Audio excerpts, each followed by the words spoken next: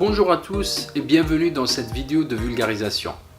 Est-ce que vous avez déjà entendu parler de l'Internet des objets ou des objets connectés?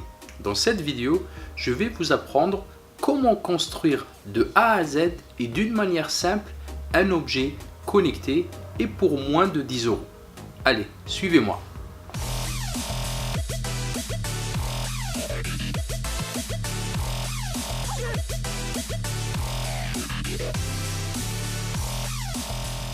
Avant de passer à la pratique, une petite question. À quoi sert un objet connecté? Eh bien, les objets connectés sont indispensables dans de nombreuses applications. Exemple, la santé, le transport, l'industrie, l'agriculture, l'énergie, le suivi des produits, le marketing, la vie sociale.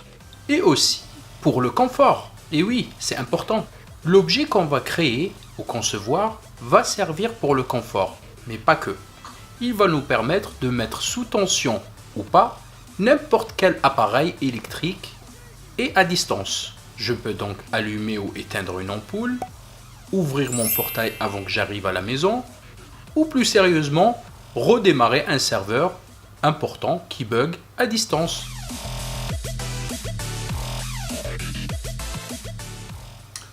Pour créer notre objet, il nous faut 3 étapes. La première étape, c'est de créer une maquette de programmation.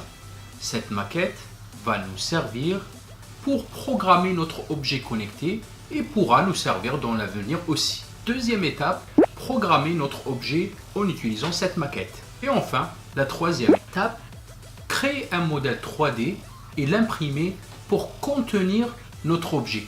Et oui, je vous ai dit, on va le créer cet objet de A à Z.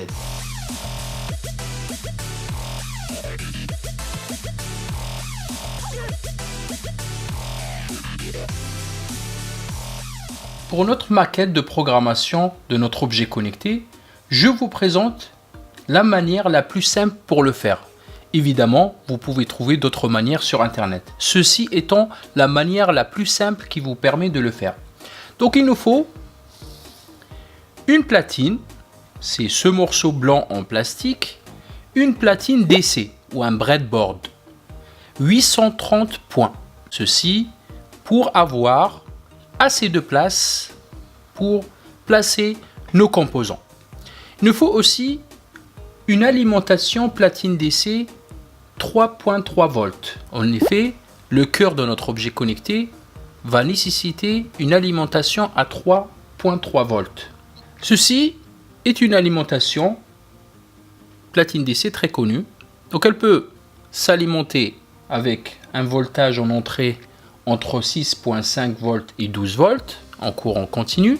Je recommande quand même d'avoir un transformateur qui va donner du voltage de 12 volts. Sinon, l'alimentation risque de ne pas fonctionner. Donc, tout simplement, un transfo qui va nous fournir 12 volts et qui a un bout comme ceci et qui va nous permettre de brancher notre source d'alimentation comme ceci. Il va nous assurer que l'objet est correctement alimenté, sinon on peut avoir des problèmes lors de la programmation de notre objet. Donc si on l'alimente, il y a un bouton ici, on s'assure bien que ce LED vert est allumé. Il nous faut aussi des câbles pour platine DC, des câbles mâle-mâle et mâle-femelle.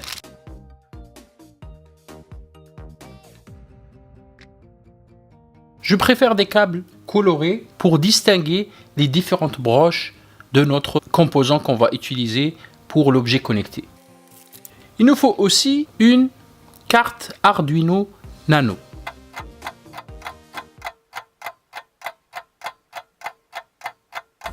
Arduino Nano. On va éviter d'utiliser des convertisseurs USB vers du TTL UART comme ceci. Et un Arduino Nano peut toujours servir pour d'autres projets. Je ne le recommande pas parce que par expérience, ça peut causer certains problèmes de transfert. Quand vous achetez une carte Arduino Nano, elle vient en général non soudée. On va l'ouvrir. Donc en effet, on a une carte comme ceci.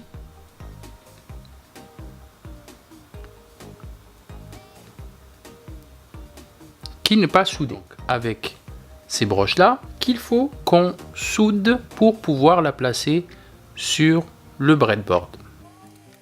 Ces broches là, dans notre projet, on n'a pas besoin de les placer ici. Comme l'Arduino Nano, il vient non soudé, je vous recommande la manière suivante pour le souder. Vous prenez les broches et vous les insérez d'abord à l'endroit que vous voulez du breadboard. Une fois vous insérez les broches à l'endroit voulu, vous placez votre Arduino Nano comme ceci, d'une manière à que les broches rentrent bien dans les différents trous et vous enlevez le surplus jusqu'à là. Là, on va le casser et on pourra fixer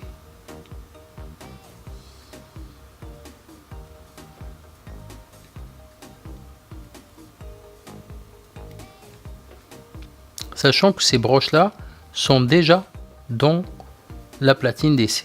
Une fois l'Arduino Nano est fixé sur la platine DC, on pourra souder les différents points ici.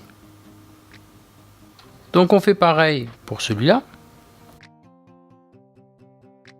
On s'assure bien qu'il n'y a pas d'espace ici entre la carte et les broches. Pareil de l'autre côté. Sachant que ces broches là sont déjà dans le breadboard, il faut souder ces différents points.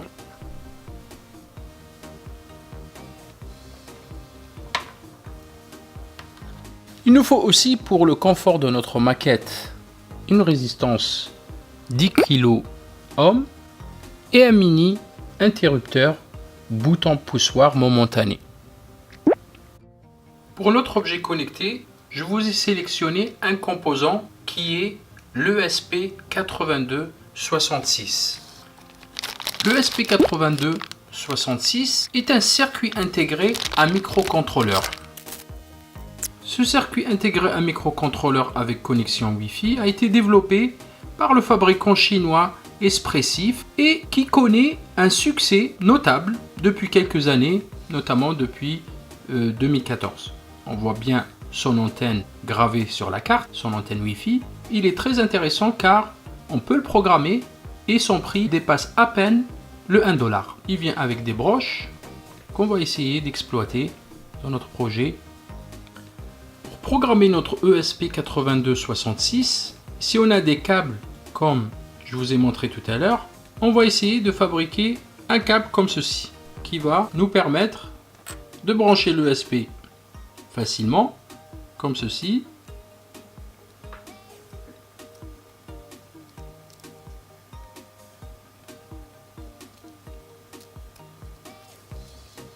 Donc on va essayer de choisir des couleurs différentes pour ces 8 broches pour pouvoir les distinguer facilement. Sur la manière la plus simple, si vous n'avez pas de fiche adaptée, c'est de les brancher fermement et correctement. Après, avec un peu de colle chaude, on pourra fixer ces deux parties là. On va utiliser soit des câbles femelles, soit des câbles mâles pour pouvoir les brancher sur le breadboard. Pareil pour le breadboard, on branche les broches et après on peut donner un coup de colle chaude pour bien les maintenir. Ça nous donnera la possibilité de placer notre ESP dans notre maquette de programmation. Si on prend l'ESP comme ceci, nous avons les 8 broches ici et du coup nous avons les 4 câbles ici qui représentent les 4 broches ici, le VCC, le Reset, le CHPD et le TX. En haut, nous avons le RX, GPU 0, GPU 1 et le Ground. Donc, comme on l'a dit tout à l'heure, on fabrique des câbles mâles ici, femelles, pour pouvoir placer notre ESP8266.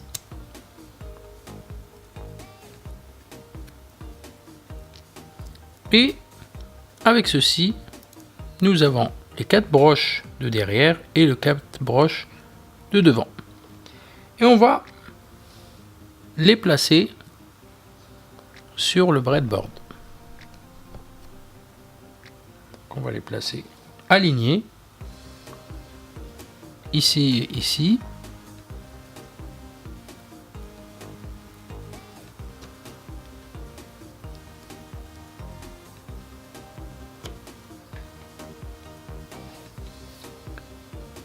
Comme ça, je pourrais exploiter les 8 broches de l'ESP. Donc ici en bas, nous avons les 2 broches alignées. Comme ça, de l'autre côté, je pourrais placer mes câbles pour le connecter à l'Arduino Nano. Donc là, je vais vous expliquer la connectique entre l'Arduino Nano et l'ESP. Faites très attention car une erreur de connectique peut endommager l'Arduino Nano ou l'ESP 8266. On prend notre platine DC afin de connecter l'Arduino Nano avec notre ESP et l'alimentation externe. Cette dernière assure une alimentation suffisante et continue de l'ESP en mode flash au bootloader, c'est-à-dire lors du transfert du programme vers l'ESP. On commence par placer l'Arduino Nano à l'extrémité du breadboard. Assurez-vous que l'Arduino est bien inséré et faites attention à ne pas abîmer les broches. On insère notre fiche de câble préparée au préalable. Elle va nous aider à connecter ou déconnecter facilement un ESP à programmer.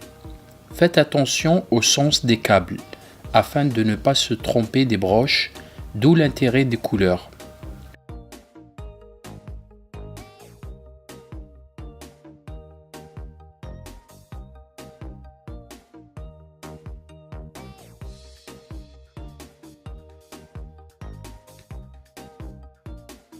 On aligne les broches pour faciliter leur exploitation dans notre maquette de programmation.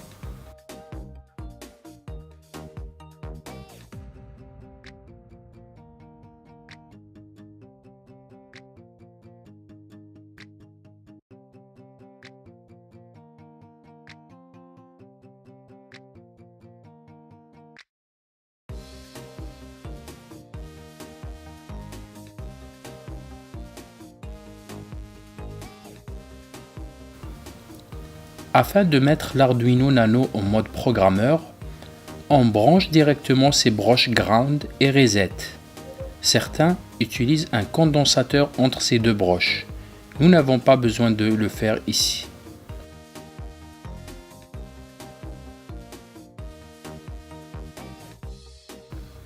Nous allons maintenant brancher une extension câble aux broches de l'ESP. Ceci va nous permettre d'utiliser facilement les broches de l'ESP.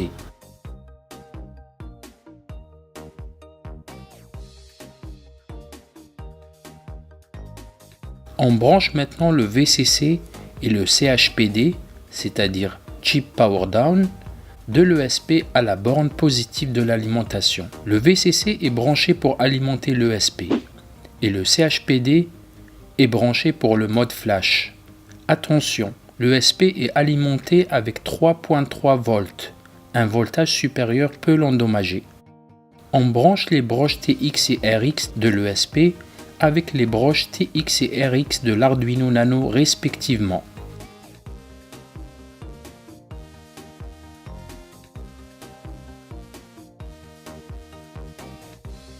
Ces broches sont utilisées pour la communication série entre l'Arduino Nano et l'ESP en émission ou transmission, d'où la lettre T de TX, et en réception, d'où la lettre R de RX.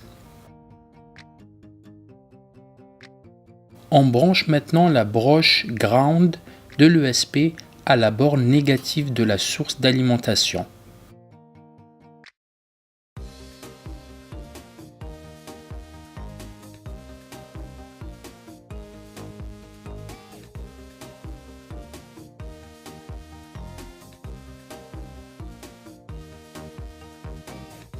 En mode flash au bootloader, la broche GPIO 0 de l'ESP doit être branchée également à la borne négative de la source d'alimentation.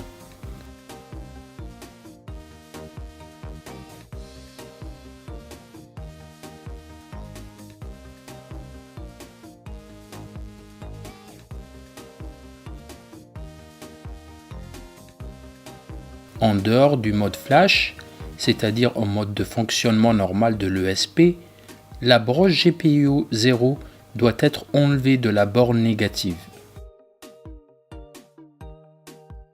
La broche ground de l'ESP doit être branchée à la broche ground de l'Arduino Nano.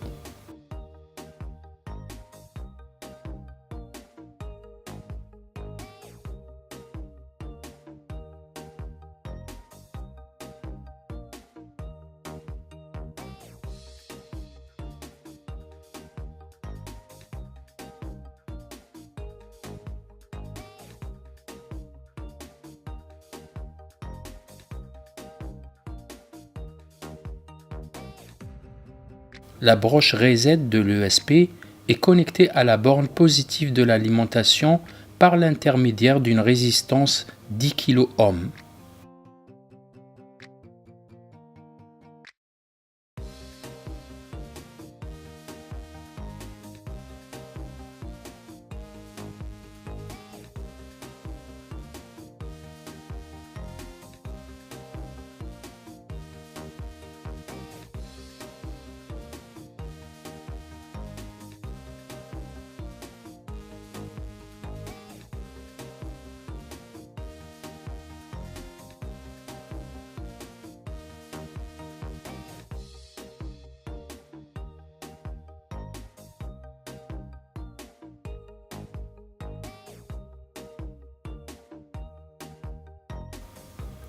Afin de pouvoir initialiser l'ESP avant l'envoi du programme, on doit brancher le reset à la borne négative de l'alimentation.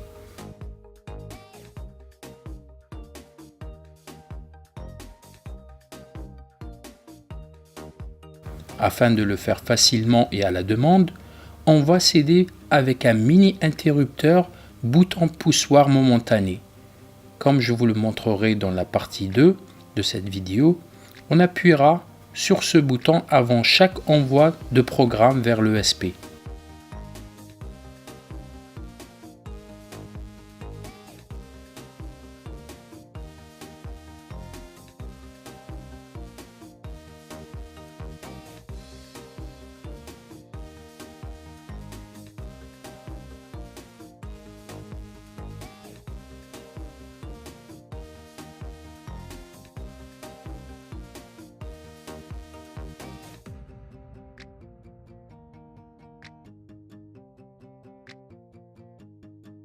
Pour que notre maquette soit prête à tester des codes qui utilisent la broche GPIO 01, on va utiliser une LED.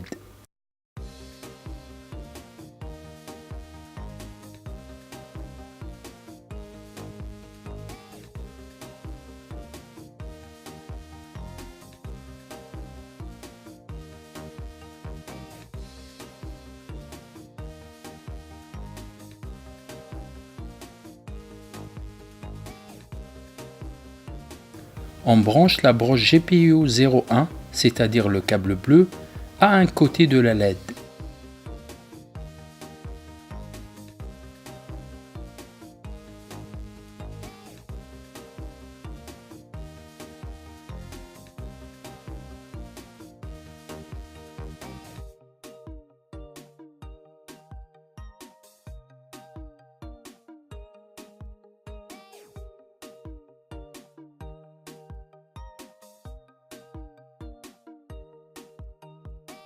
L'autre côté de la LED est connecté à la borne négative de l'alimentation par l'intermédiaire d'une résistance de 330 ohms.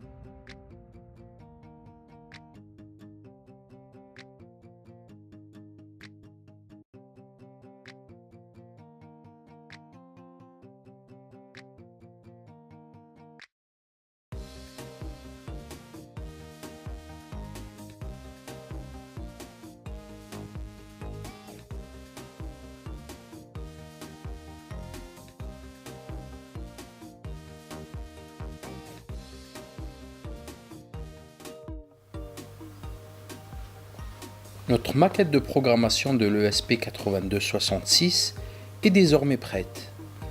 Il suffit maintenant de brancher l'alimentation et de la mettre sous tension.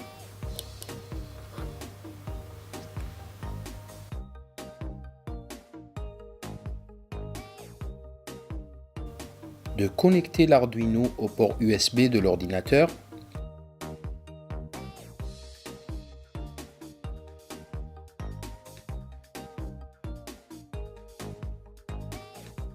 et de sélectionner ce nouveau port pour l'envoi de notre programme.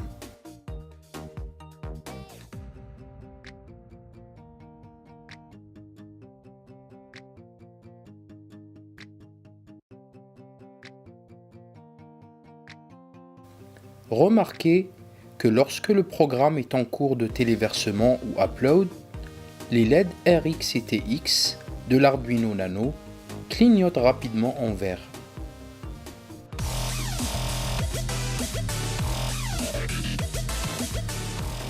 Nous venons de réaliser avec succès la maquette de programmation de notre ESP8266, version 01. Cette maquette est intéressante car elle va nous servir de programmer facilement une carte ESP8266 ou plusieurs cartes. Il suffit de la brancher dans la maquette, de téléverser le code et d'enlever la carte afin de l'intégrer dans l'objet connecté. Il nous reste donc à préparer la partie programmation ou l'environnement de programmation pour pouvoir écrire un code et contacter le ESP8266 et lui téléverser le code. Une fois le ESP8266 est programmé, on pourra l'enlever de la maquette et il pourra fonctionner indépendamment de cette maquette pour intégrer l'objet connecté qu'on souhaite créer. Rendez-vous donc dans la deuxième partie de cette vidéo pour préparer l'environnement de programmation qui va nous aider à contacter l'ESP8266 via l'Arduino Nano et écrire un programme, l'envoyer. Enfin, je vous présenterai comment intégrer l'ESP8266 dans notre objet connecté qu'on souhaite créer. A très vite dans la partie 2 de cette vidéo.